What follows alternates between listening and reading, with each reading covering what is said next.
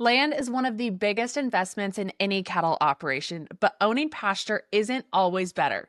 Leasing can sometimes make more sense depending on your costs, cash flow, risk, and goals. Today, we'll compare lease versus ownership side by side.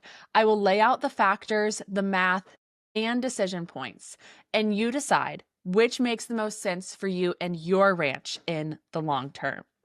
Let's start with what each gives you. Leasing pasture gives you access without huge capital outlay. You avoid mortgage, property taxes, and many fixed costs. It gives you flexibility to scale up or down. Many extension guides point this out as a major advantage for newer or expanding producers. Owning pasture, on the other hand, gives you full control. You can invest in improvements, capture land appreciation, and avoid lease rate risk. But you also take on debt, taxes, maintenance, depreciation, and all the downside risk. Now, the meat. What do you actually pay or save in each scenario? Owning land costs include land payment or opportunity cost of capital, property taxes, insurance, and liability. Maintenance, you've got fence, water, weed control, all of the repairs that you need to do. You've also got depreciation, and then you've got risk or catastrophic losses like flood, drought, or soil degradation. Leasing costs include cash rent or grazing lease payments. Sometimes the leasee pays portions of maintenance or improvements depending on the contract. You've got less control over long-term investments in the pasture, and you maintain the risk of lease rate increases, lease non-renewals, or changes in lease terms. To split risk, some lease models use a contributions approach. Each party accounts for their costs and then share gains proportionally. That helps align incentives. Also, flexible leases are becoming more common. Clauses that let lease rates vary with productivity, rainfall, or the market. That shares risk. Another factor to consider is that lease rates rise over time. Fixed long-term taxes and payments often favor the landowner. That works in their favor, but can squeeze the leasee unless lease escalators or renegotiation clauses are built in. And one more thing to consider is that owning gives you the option to capture land value appreciation, which can be a major component of total return over decades. That's something a lease simply cannot provide. Leasing may outpencil owning when you lack capital or prefer to keep capital free for livestock, infrastructure, or other investments. You're uncertain about long-term herd or land expansion. Flexibility sometimes matters. Land prices or interest rates are high, making ownership expensive to finance. You don't want to absorb full downside risk from drought, degraded soils, or other shocks. Available lease rates in your region are favorable relative to owning costs. If lease rates are low relative to what land cost or maintenance would be, offering a lease might be a great option for you.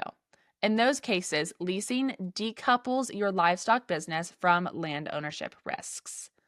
Ownership may make more sense when you plan to hold long-term and benefit from land appreciation.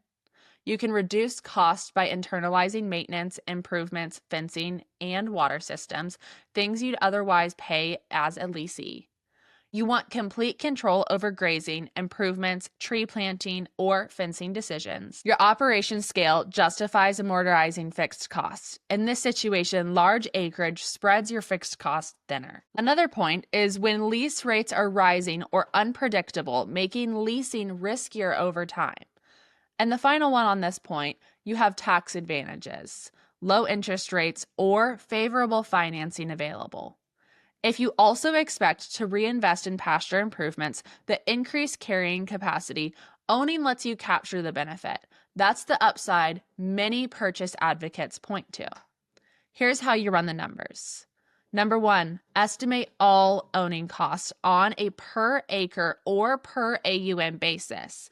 Include land payment or the opportunity costs that you would have, taxes, overhead, maintenance, depreciation, interest, and insurance in this. Then you need to estimate leased cost in your region, either per acre, per AUM, or per head per month.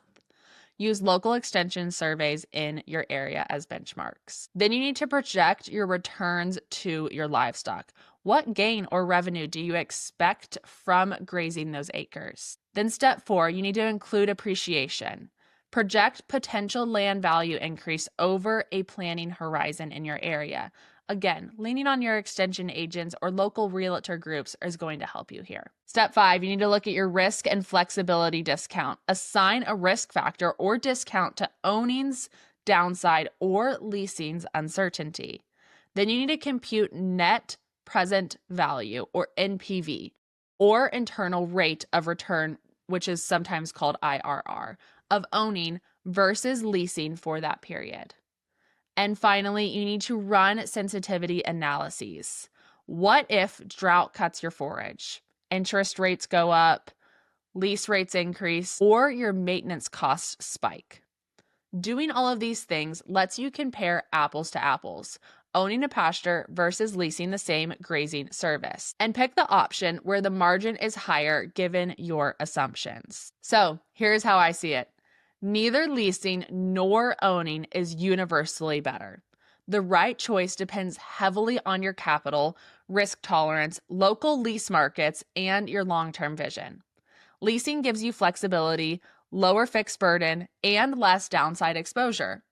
Ownership, on the other hand, gives you control, upside in land value, and the ability to capture returns from improvements. If I were you, I'd run the full math, owning cost versus lease cost versus projected return, factoring in your risk. If the gap is narrow, lean towards leasing. If your projections show strong land returns and you can manage risk, owning might be the way to go for you. Next time you look at your pasture decisions, don't default. Let the numbers do the talking for you. This is the CattleUSA Daily Podcast. I'm your host, Lauren Moylan. Thank you so much for listening to another episode of the podcast. I hope you guys enjoyed today's breakdown. If you did, I would love it if you could take a minute to like, subscribe, rate, and review this podcast. We would really appreciate it here at the team. Have a blessed rest of your day, and we will see you all tomorrow on another episode.